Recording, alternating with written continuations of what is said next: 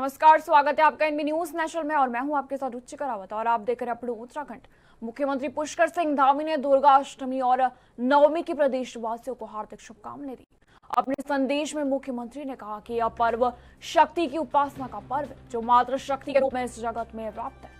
उन्होंने यह भी कहा कि दुर्गा अष्टमी और नवमी का पर्व महिला सशक्तिकरण पर हमारा ध्यान आकर्षित करता है और समाज में महिलाओं की भूमिका को महत्व देता है। मुख्यमंत्री ने सभी प्रदेशवासियों से मां दुर्गा की पूजा और पर्व को उत्साह और श्रद्धा के साथ मनाने की अपील की।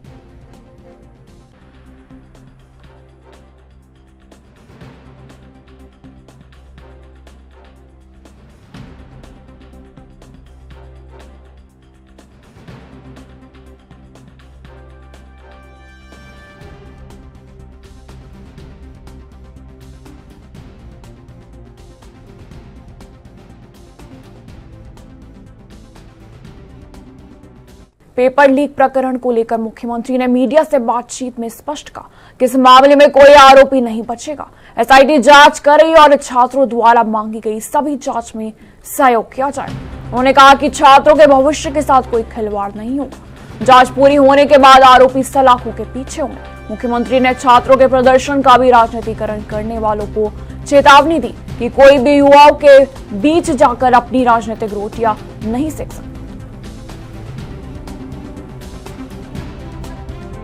युवाओं के मामले में हमारा पहले दिन से स्पष्ट मत था। हमने कहा कि युवाओं के हक में और उनकी योग्यता, प्रतिभा, क्षमता के साथ किसी भी प्रकार का अन्याय नहीं होना चाहिए, कोई भ्रष्टाचार नहीं होना चाहिए। भर्ती प्रक्रिया पर अगर कोई प्रश्न चिन्ह है तो उसके लिए हमने कहा कि कोई जांच की जो भी प्रक्रिया है, जो भी छात्र चाहते हैं हम वो जांच भी करवाने को तैयार हैं। छात्रों के हित में हम निर्णय लेने के लिए सभी प्रकार के तैयार हैं और मैं छात्रों से यही कहना चाहता हूं कि उनको आगे सबको तैयारियां करनी है अपनी। आगे बहुत सारे एग्जाम होने हैं, बहुत सारी चयन की प्रक्रिया चल रही है। एक बड़ा कैलेंडर उनके सामने उनका इंतजार कर रहा है। सभी लोग अपनी तैयारियां करें और जो छात्रों को अनावश्यक रूप से वही आई लव मोहम्मद विरोध प्रदर्शन से जुड़े विवाद पर मुख्यमंत्री पुष्कर सिंह धामी ने कहा, हमारे त्योहारों और धार्मिक अनुष्ठानों के बीच में अशांति, उपद्रव पैदा करने की बहुत सोची समझी साजिश है। इसके पीछे वही ताकतें हैं जो मजबूत होते भारत को नहीं देख पा रहे, एक भारत श्रेष्ठ भारत का समर्थन नहीं करते, तुष्टीकरण की राजनीति पर आधारित है। अगर किसी से आपको लगाव है तो उसके नाम की तख्ती उठाकर घूमने का अधिकार आपको किसने दे दिया? देखिए, ये केवल हमारे त्योहारों और धार्मिक अनुष्ठानों के बीच में अशांति, उपद्रव पैदा करने की एक बहुत सोची समझी साजिश है और इसके पीछे वही ताकतें हैं जो आज मजबूत होते हुए भारत को देख नहीं पा रही हैं, एक भारत श्रेष्ठ भारत का समर्थन नहीं करती हैं और तुष्टीकरण की राजनीति पर आश्रित हैं, जिनके पास आदरणीय प्रधानमंत्री श्री नरेंद्र मोदी जी के नेतृत्व में आज विकसित भारत के संकल्प को आगे बढ़ते हुए जो पचा नहीं पा रही हैं, देख नहीं पा रही हैं, ऐसी ताकतें लगातार अशांति और दंगा करवाने का लगातार प्रयास कर रही हैं, समाज में जहर घोलने का काम कर रही हैं। अगर किसी से आपको लगाव है तो क्या उसके नाम की तख्ती उठा के घूमने का अधिकार आपको किसने दे दिया? अगर आप उस किसी का सम्मान करते हैं, प्यार करते हैं, तो उसका सम्मान भी तभी है जब वो आपके आचरण में दिखे। वही एम्स ऋषिकेश के कार्डियोलॉजी विभाग में 16 बेड की केयर यूनिट के निर्माण में घोटाले और धांधली का मामला सामने आया। सीबीआई ने एम्स के पूर्व निदेशक doctor Ravikant, additional professor Rajesh Pasaria और स्टोर कीपर रूप सिंह के खिलाफ मुकदमा दर्ज किया। आपको बता दें, अग्रिम जांच और कार्रवाई शुरू भी कर दी गई। जानकारी के मुताबिक 26 मार्च को सीबीआई ने एम्स में छापेमारी की थी। जांच में पता चला कि टेंडर जारी होने के बाद जरूरी उपकरण नहीं खरीदे गए और जो उपकरण लगे उनकी गुणवत्ता ठीक नहीं। इसी के साथ 2.73 करोड़ रुपए का भी सामान न मिलने के बावजूद ठेकेदार को 8 करोड़ रुपए का भुगतान किया गया। यह ठेका 5 दिसंबर 2017 को दिल्ली की एक कंपनी को दिया गया।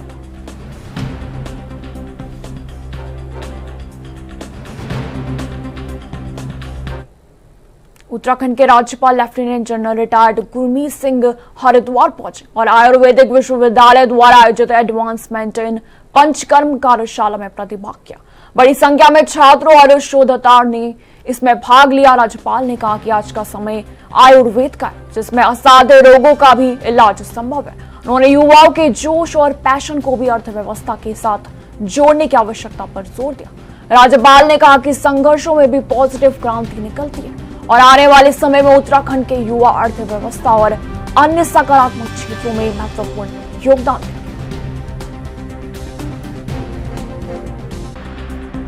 आज बहुत ही अच्छा लगा।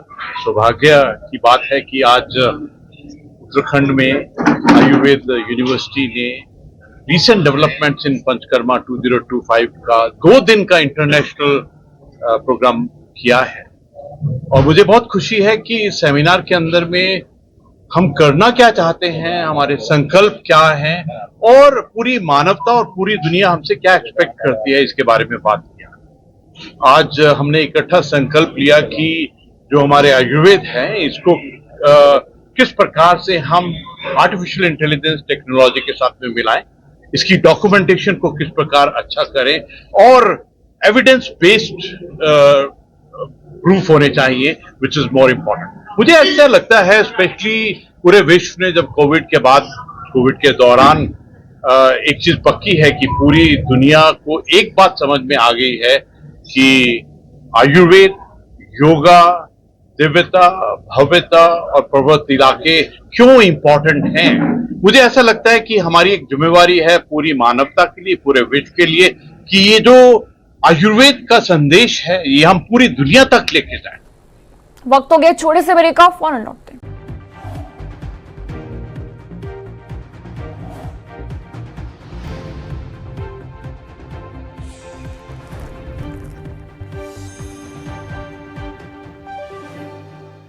ब्रेक के बाद स्वागत है आपका। वही इस बार मानसून ने 4 धाम यात्रा में कई बार खलाल डाला, लेकिन इसके बावजूद श्रद्धालुओं के जोश और उत्साह में कोई कमी नहीं है। शासन और प्रशासन ने भी लगातार आपदाओं के बीच श्रद्धालुओं की सुरक्षा सुनिश्चित करने के लिए दिन रात मेहनत की।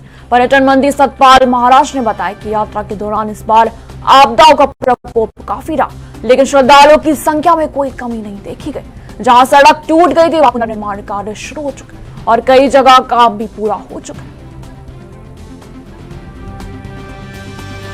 हम तो श्रद्धालुओं से कहेंगे कि मौसम फोरकास्ट हो, उसकी जानकारी प्राप्त करने के बाद ही यात्रा को आगे बढ़ाएं। और निश्चित रूप में सड़कें हमने खोली हैं, गड्ढे सड़कें में पड़े हुए हैं क्योंकि धीरे धीरे उसको हम रिपेयर कर रहे हैं। बरसात भी आपको पता है कितनी अतिवृष्टि हुई है, जिससे बहुत ज्यादा बादल फटे हैं, बहुत कुछ नुकसान हुआ है पहाड़ को। तो माननीय मुख्यमंत्री जी पूरी तरीके से लगे हुए हैं, हम लोग भी लगे हुए हैं।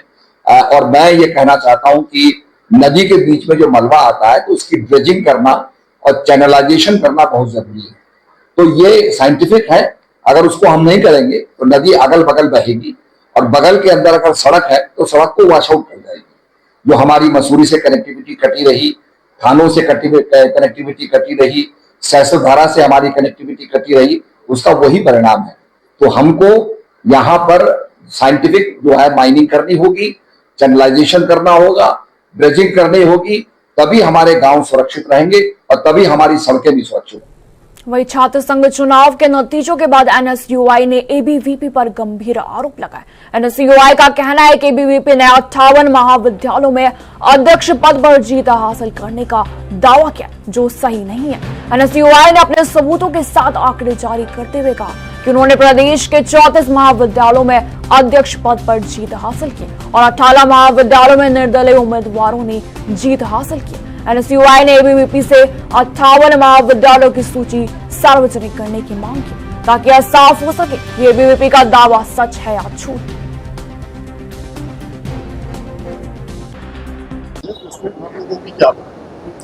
देखिए, कल विद्यार्थी परिषद द्वारा एक प्रेस वार्ता के माध्यम से आंकड़े प्रेषित किए गए। उन्होंने कहा कि हमने 58 महाविद्यालयों में छात्र संघ अध्यक्ष के चुनाव जीते हैं। तो उसके बाद से हमने एक सूची तैयार करी है जिसमें हम दावा कर रहे हैं और हम सार्वजनिक कर रहे हैं कि हमने 34 महाविद्यालयों में छात्र संघ अध्यक्ष एनएसयूआई के जीत के आए हैं और 18 महाविद्यालयों में निर्दलीय छात्र संघ चुनाव के अध्यक्ष जीत के आए हैं। तो विद्यार्थी परिषद भी ऐसे ही अपनी 58 छात्र संघ अध्यक्षों की सूची जारी करे और वो ये पर्दाफाश हो जाएगा कि उन्होंने सिर्फ ये हवा में आंकड़े प्रेषित किए हैं और उसी के माध्यम से जो प्रदेश के मुख्यमंत्री हैं वो भी पूरे सोशल मीडिया और अपनी नेटवर्किंग साइट में दिखा रहे हैं कि 90% महाविद्यालयों में विद्यार्थी परिषद का परचम लहराया है, जो कि सरासर निराधार है और झूठ है और एनएसयूआई इसका पुरजोर विरोध करती है। वहीं UK triple SC paper leak मामले को लेकर कांग्रेस ने 3 अक्टूबर से देशव्यापी आंदोलन छेड़ने का ऐलान किया। प्रेस वार्ता में पूर्व सांसद प्रदीप टम्टा ने दावी सरकार पर नकल माफियाओं को संरक्षण देने का आरोप लगाया। उन्होंने कहा कि सरकार हाई कोर्ट की मॉनिटरिंग में हो रही सीबीआई जांच से बच रही है। हाकम सिंह प्रकरण में भी अब तक कोई सजा न होने पर सवाल उठा। कांग्रेस ने पुरानी परीक्षाओं को भी निरस्त कर नई तिथि घोषित करने की मांग की और चेतावनी दी कि यदि मांगे नहीं मानी गई तो उग्र आंदोलन किया जाएगा। देखिए, कांग्रेस पार्टी 3 तारीख को अक्टूबर को पेपर लीक के मामले में प्रदेश व्यापी प्रदर्शन कर रही है। हमारा तो सीधा आरोप है, मेरा आरोप है कि धामी सरकार और धामी मुख्यमंत्री इस प्रदेश के नकल माफिया को संरक्षण दिए हुए है। नहीं तो जब पूरे बेरोजगार लोग राज्य के विभिन्न शहरों में और देहरादून में पिछले लंबे समय से धरने पर दिए हुए हैं, मार्च निकाल रहे हैं, कैंडल मार्च निकाल रहे हैं, तमाम प्रतिपक्ष कांग्रेस पार्टी सब ने उनकी मांग का समर्थन किया है। आप हाईकोर्ट की मॉनिटरिंग में सीबीआई की जांच से क्यों बच रहे हैं? सवाल ये महत्वपूर्ण है, इसलिए बच रहे हैं। नहीं, आपने हाकिम सिंह को पुराने मामले में यूके ट्रिपल एससी के मामले अभी तक ट्रायल शुरू नहीं किया, अभी तक उसको सजा नहीं हुई है। वही मानसून सीजन में प्रदेश के विभिन्न हिस्सों में काफी नुकसान हुआ है। सरकार ने सभी जिलों में हुए नुकसान का आकलन कर रिपोर्ट केंद्र सरकार को भेज दिया। आपको बता दें, केंद्र सरकार की टीम ने भी प्रदेश का दौरा कर स्थिति का आकलन किया। बद्रीनाथ विधानसभा से कांग्रेस विधायक लखपत सिंह बुटेला ने भी कहा कि चमोली जिले में भी काफी नुकसान हुआ है, लेकिन केंद्र से मिली राहत राशि काफी कम है। विधायक ने कहा कि आपदा प्रबंधन और 4 धाम यात्रा के दौरान सरकार पूरी तरह से फेल रही है।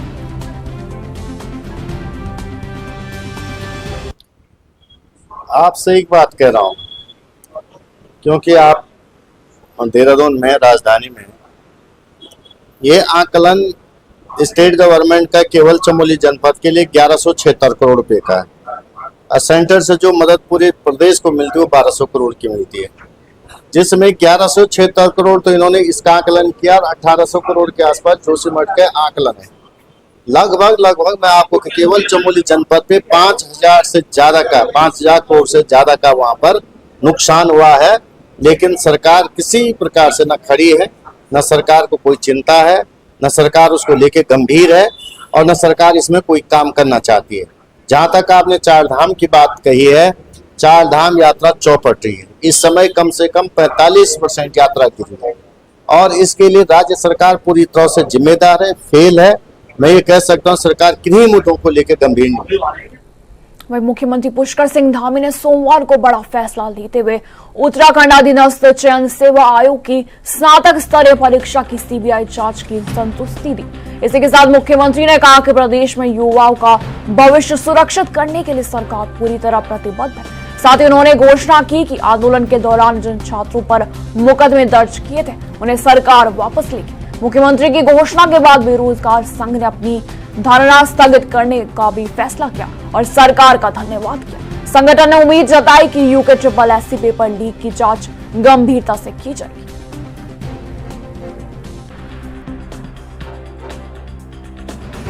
तो मैं युवाओं की बड़ी जीत इसको मानूंगा और मुख्यमंत्री का भी धन्यवाद करना चाहूंगा कि वो धरना स्थल पर आकर उन लोगों ने ये इस प्रकार का एक्शन लिया है। इसके बाद पेपर के निरस्तीकरण की जो मांग है वो प्रमुखता से रखी गई है। सीएम साहब का ये कहना है कि एसआईटी या जो हेड है उसके एसआईटी के यूसी ध्यानी जी, उनके द्वारा जो आयोग को लिखित में रूप में भेजा जाएगा कि इस परीक्षा में नकल रोधी कानून के अंदर जो 5वां क्लॉज है उसका उल्लंघन हुआ है, उसके तहत ये परीक्षा लीक है और इस परीक्षा को निरस्त किया जाना चाहिए। ये जैसे ही लिख के भेजते हैं, मुझे लगता है कि आयोग को भी इस पर लेटर परीक्षा को निरस्त करने का जारी कर देना चाहिए। और इसके अलावा आरक्षी भर्ती में नियमावली संशोधन से लेकर आंदोलन में युवाओं के जो लगे मुकदमे हैं उन्हें वापस लेने को लेकर ये तमाम प्रकार की मांगे हैं। वक्त हो गया एक और छोटे से ब्रेक ऑफ फॉर नोट।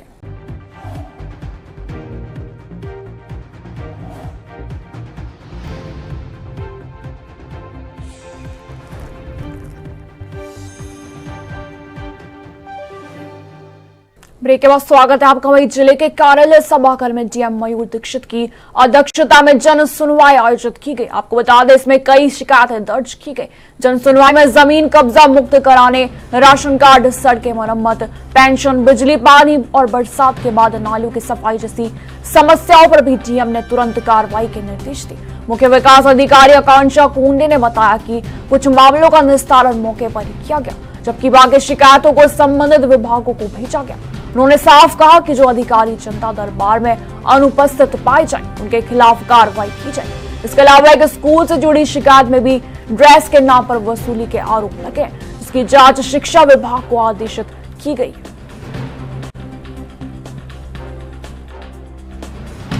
आई है मुख्यतः जो है वो कुछ जमीन से लेके हैं, कुछ पानी को लेके हैं, कुछ किसी के बिजली के इश्यूज हैं, रोड पे गड्ढे भरान को हैं। उसके अलावा चूंकि अभी जैसे बारिश हमारी समाप्त हो चुकी है, उसमें कुछ शिकायतें नाली सफाई को लेके और जो हमारे ग्रामीण क्षेत्र हैं उसमें भी सफाई को लेके समस्याएं आई हैं। उसमें सभी संबंधित अधिकारियों को हम लोगों को निर्देश कर दिया गया है कि जो शिकायतें आई हैं उसको तत्काल जो है उसका निराकरण करें और कोशिश करें जो शिकायत करता है उनको भी उस निराकरण के बारे में अवगत कराएं। देखिए 3 विभाग हैं जिनके अधिकारी जो है नहीं पहुंचे हैं, जिसमें एयर कोऑपरेटिव हैं, डिस्ट्रिक्ट प्रोबेशन ऑफिसर हैं और इसके अलावा एक और अधिकारी हैं जो नहीं पहुंचे मगर उनके प्रतिनिधि पहुंचे हैं।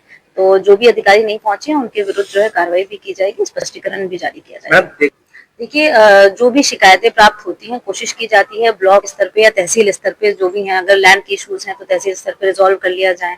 कोई ब्लॉक के सड़क की समस्या है, पानी की समस्या है, वो सब हम लोग रिजॉल्व कर लें।